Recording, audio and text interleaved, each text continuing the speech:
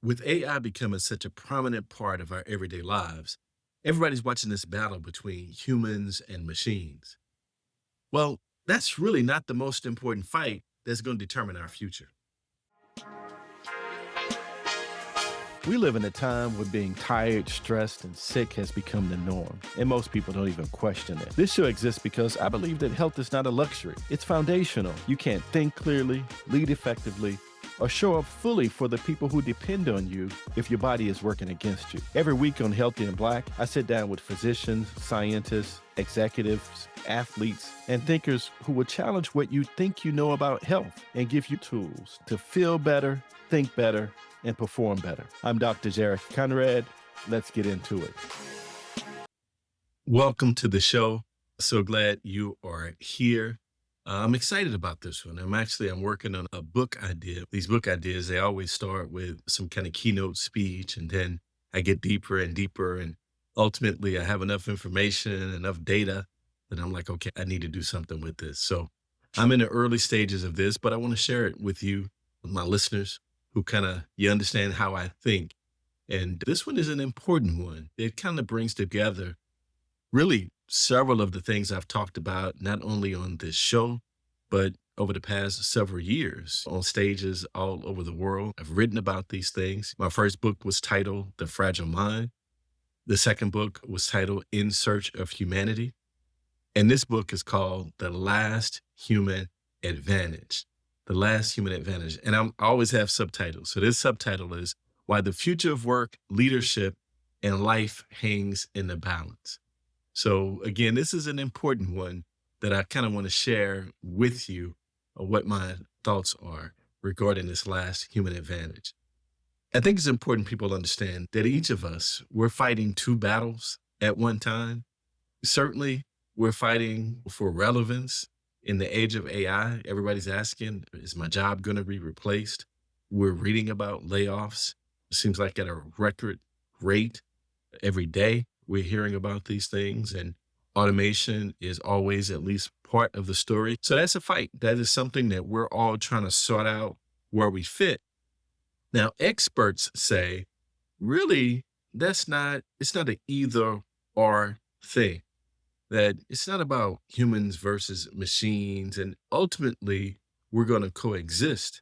And the future is not about AI replacing us. The future is about us working alongside AI. And AI is important. Why? Why does it replace us in the first place? It's got speed, it's got scale, it's got accuracy. It ain't getting sleepy. It's not dealing with the drama from the night before. It didn't have a fight with somebody and now it's thinking about that. It's not biased unless you train it to be biased. It ain't never gonna get tired. There are some benefits, right? So there's going to be a place for those types of skill that we just can't compete with. On the other hand, we always point to what we do differently, what we do better: empathy, love, creativity, passion. Those feelings AI can try to replicate, but it's not the same thing, right? We develop these over a lifetime of experience, right? We know how to make rapid, intuitive decisions under high stress in ambiguous kind of situations or new situations because of our wisdom, right? Our experience. So there's always a place for us. And you'll hear researchers talk about the fifth industrial revolution. And what they say a hallmark of the fifth industrial revolution will be the symbiotic relationship between human beings and AI, that we'll be working together side by side like partners, right? We'll be connected in such a way that we'll be codependent. And logically, it makes sense. Again, when you think about what we bring to the table and what AI brings to the table and how, man, if you can put those together, you can have something incredible. But there's a flaw in this logic. We're assuming in that equation that we show up to the partnership capable of judgment and regulation and discernment and all those things that we say we have. And the reality is we don't. We don't. The hidden battle, and maybe the most important battle that we're going to have to face as individuals, that we're going to have to face as human beings, as a collective, is the battle within. We don't talk about this one, but our most significant foe or a significant competitor is part of us. So I'm talking about our, what I'll call our emotionally mature self and our emotionally immature self. So think about that. Our emotionally mature self, our emotionally immature self. For every one of those qualities, like empathy, there's another part of this that's within us as well, narcissism. So if you think about these as two extremes on a continuum, we like to talk about empathy, but we don't like to admit to narcissism. Love, we talk about, we've always had this battle between love and hate. Self awareness and delusion, reflection on the emotionally mature side, projection on the other side, right? I'm not thinking about what's going on with me. I'm pointing at you and I'm going to blame all my stuff on you. Accountability on one side, blame on the other side. Objectivity, confirmation bias, appreciation, and negativity bias. And negativity bias is this, like, we are predisposed to get caught up in the drama, right? People will do three wonderful things and three lousy things. And we'll talk about those three lousy. Oh, did you see? So we get that negativity bias. Passion, that going too far, or on the opposite side is rage. Trust and fear. Trust and fear. When I was at UKG, Great Place to Work was part of UKG, and everything Great Place to Work talked about was trust. And trust being so essential to move organizations forward. The reality is, a lot of organizations still operate fear based. You're afraid of your supervisors. You're afraid that you're going to lose your job. You're afraid to make a mistake. Continuing on this conversation, courage on one side, avoidance on the other, humility, hubris, kinship on one side, tribalism on the other side. You think about that. I've talked about that in some form in episodes in the past. It's a great human quality to have things in common and this connection, and you're like me in this way. That's a wonderful thing. But we've seen it turn into tribalism and what the disastrous outcomes of that can be. And finally, you think about hope on one side and despair on the other side. So each of us, we're fighting this battle. We're mostly somewhere in the middle. We're trying to trend toward the emotionally intelligent or emotionally mature self. And oftentimes that emotionally immature self pops up and it holds us back. So think about the implications for individuals. Think about the implications for families, for organizations, for us as a society. And to be honest with you, we worry so much about whether the machine is going to take over. If we can't do the stuff that is positive, that makes us human, yeah, I can see the machine replacing us, right? This is an existential question. I know we use that word a lot, but it's serious. Just think about what we've already lost. We're heavier than ever. We're sicker than ever. We're lonelier than ever. We're meaner than ever. We're dumber than ever. We're struggling. And I've gone through the stats about the percentage of Americans who are overweight and the fact that most of what we eat is processed foods that contribute to that.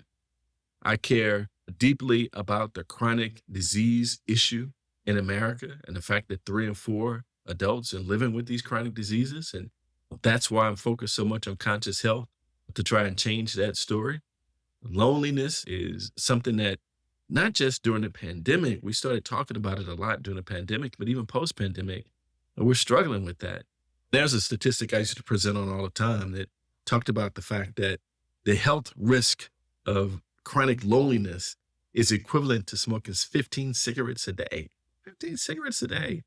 And so that's an issue with us. Most people to this point have seen instances of road rage or just daily incivility. SHRM, the Society of Human Resource Management, of which I'm a member and do a lot of presentations for, they have a whole new program around civility now because it becomes such a workplace issue. And then when I say dumber, I probably shouldn't use that terminology, right? We're becoming less intelligent because our IQ scores are going down. But not only that, our EQ scores are going down at the same time. And we're all struggling to tell the difference between fact and fiction. So I think that these outcomes are a result of us losing that battle within. So you can see where this goes. Our collective immaturity really powers, in a lot of ways, what I think is the most destructive force in human history. I believe disinformation is the most destructive force in human history. In my mind, without objective truth, we have chaos. Chaos. We got to understand for our society to function, we got to have an agreement on what's fact versus fiction, what's right versus what's objectively wrong. And if you think about all the disastrous outcomes associated with disinformation, wars, genocide, bondage, discrimination, all these things started with enough people who wanted to believe a lie. And when they heard that lie, they heard that disinformation that they wanted to believe, they acted on it. Here are just a few examples that we've experienced in our history.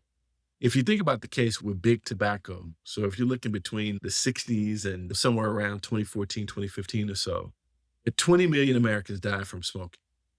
Now, we know that the tobacco industry hid the cancer research for many years. A lot about it came out in court. A lot about it came out in court. More recently, we had the opioid epidemic. I guess we still have an opioid epidemic, but the information that these pharmaceutical companies knew that it was addictive and lied about it, that came out in court cases. They had to pay big fines for that.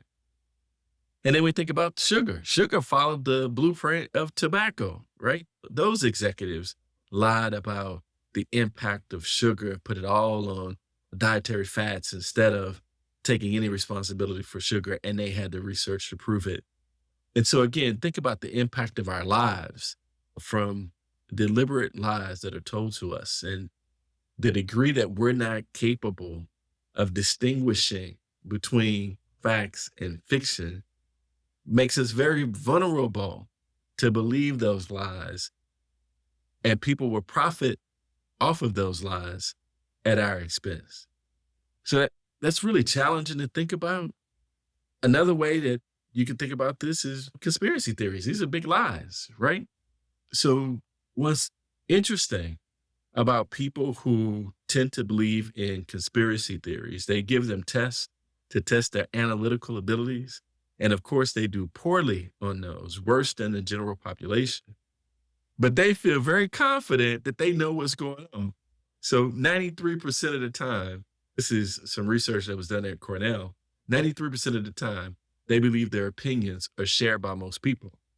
So when their friends are telling them, hey, actually, sometimes they're in those tribes with people who are believing the same thing. But when they hear other people like, hey, that's not accurate, they're like, I feel sorry for that person. They think most people think like them. So what's driving all this? We've always had this battle, but it's being accelerated now.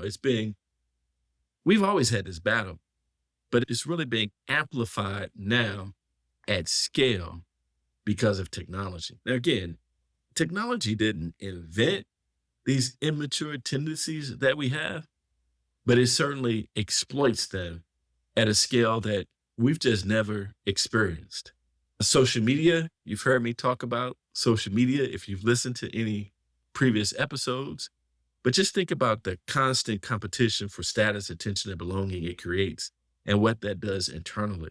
Think about the fact that it has been engineered to release dopamine at strategic points to keep us addicted. And it's designed to reinforce our current beliefs because that's what the algorithm does, right? It gives us stories and images that just reinforce what we already believe. We're being engineered in many ways to shift over to our emotionally immature selves because it makes us more vulnerable and it makes it easy for people to make money off of us, right? So what's the path forward? What do we do? How can we win this battle and resist those tendencies that are pulling us toward our emotionally immature self? First of all, you really deserve tools that are built for your flourishing, not for your exploitation. And that's what we're trying to do at Conscious Health. We have a behavioral operating system that is designed to tackle the emotional and the psychological barriers that drive these unhealthy choices that end up costing you oftentimes your health, and for a lot of people, the ultimate penalty way too early. So there are some of us, not just conscious, but there are some companies taking what we know about the brain and human behavior, and we're trying to give you tools that help to reinforce those emotionally intelligent tendencies or those emotionally mature tendencies that are within reach for each of us. But what can we do as individuals? Well, there's a three-step process we can take when we feel like we're being hijacked by that emotionally immature self. It reaches for the wheel, it wants to take control. There are three things we can do. Number one, notice, realize that this is something going on. Start to understand, man, why do I feel this way? Name it, name it, give it a label, right? If you know that this is has some conspiracy theory-esque types of stuff, yeah, name it, understand it, and then choose again is the third thing that we all must do.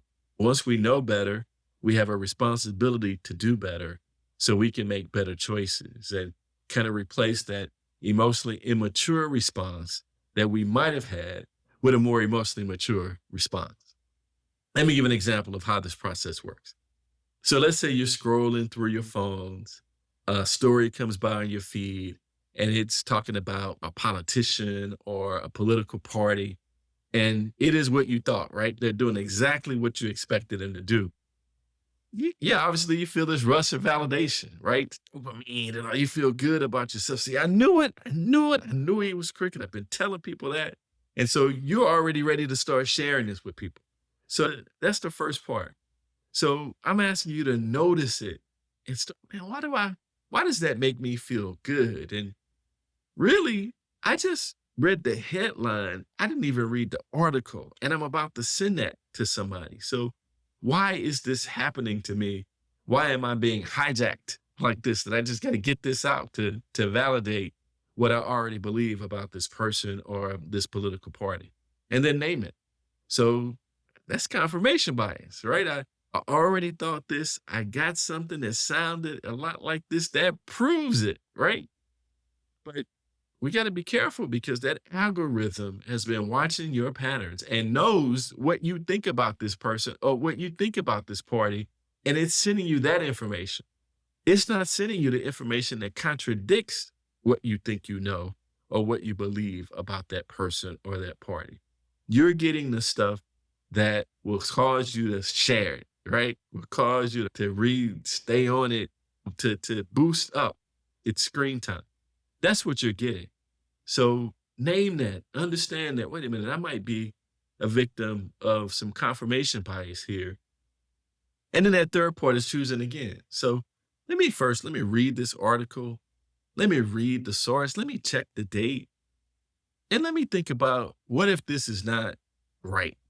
What would be the counter argument? What would be the other way to look at this? Because the headline tends to force you to think about it a certain way. What could be a different headline for the story, for instance, if it wasn't just to reinforce what you already believe? And when you start to do that, you start to process things differently. When I used to teach at Jacksonville University, I taught a labor relations course and an HR management course. And sometimes we would do debates in class. And I would ask the students, we'd be talking about a particular issue. And I would ask the students, if you believe in this, if you agree with this, raise your hand. Okay, so other people, if you disagree with this, you don't believe in this, raise your hand. Great. We're going to have a debate about this. And the students get all excited. They're about to debate this because this is stuff that they believe. And I would pick controversial issues that I knew had some emotion tied to it. And so I give them the instructions for the debate. This is how long it's going to be. Here's the process. Here's the flow. This is how it goes. This is how we're going to determine who wins the debate. And I sent them off to get ready to prepare their arguments. But before I do, I can't. Oh, wait a minute. There's one thing I forgot to share with you. If you feel strongly in favor of this, you have to argue against it. If you feel strongly against this, you have to argue in favor of it. And man, they would just explode. How this ain't fair. I can't do that. Blah, blah, blah. And your grade is depending on it, right? So you have to do it. But just to watch their emotions shift when they knew they had to finally contemplate that they could be wrong, or at least the other side could have some salient points that they've been missing. It's just fascinating to watch that dynamic. Now, what was interesting, I would find when I would do that debate exercise is that it really did change some people's minds because people, they get caught up in it. They want to win a debate and they see some information or look at information in a way that they never had before. And that's always part of the debrief. People would always say, you know what? I didn't hear them, or I didn't understand this part, or I didn't want to believe this part. Now, I'm not suggesting everybody switch sides. Sometimes that did happen, but at least they were able to have a more educated, more emotionally mature discussion about that issue. And I hope they were able to kind of transfer the skills they learned in that exercise to other exercises when they were confronted with these really thorny issues that are just heavy with emotion that people get caught up in. So that's the 3-step exercise. Notice what it is, name it, and then pick an alternative. Choose something different so that you don't have to fall into the trap that was set for you. So listen, I can't state this any more resoundingly than I am, that in this AI age, our very relevance hinges on this single conflict, the one between the mature version of who we are and the emotionally immature version of who we are that rests in each of us. And by the way, it doesn't matter whether you're growing up in a poor community like I did, or whether you are a wealthy person in some of these country club communities that I've lived in. You sit back and you watch people, and they're all having the same battle, and they're all struggling with the same push and pull. So it's something that we need to focus on. Nobody is talking about, but how are we going to earn our seat to work alongside these incredibly powerful machines if we're not tapping into our immense potential, our immense strength that we have within if we can just unlock it? Thank you so much for tuning in to this episode of Healthy and Black. You can reach us at jaredconrad.com. Again, I got this other book coming out, but don't forget about The Fragile Mind and In Search of Humanity. They're still out there as well. Let me know what you think about the episode and tell your friends about it. And I should say, subscribe so we can get our numbers up. Thank you all so much. Take care. Thank you for spending this time with us on Healthy and Black. If today's conversation landed for you, share it with at least one person in your life who needs to hear it. And if you're ready to go deeper, to do the personal work required to feel better, think better, and perform better, I work with high-achieving professionals through my coaching practice. You can learn more and get started at jaredconrad.com. I'm Dr. Jared Conrad. Keep investing in yourself. And remember, don't let culture, cost, or convenience ruin your health. Until next time.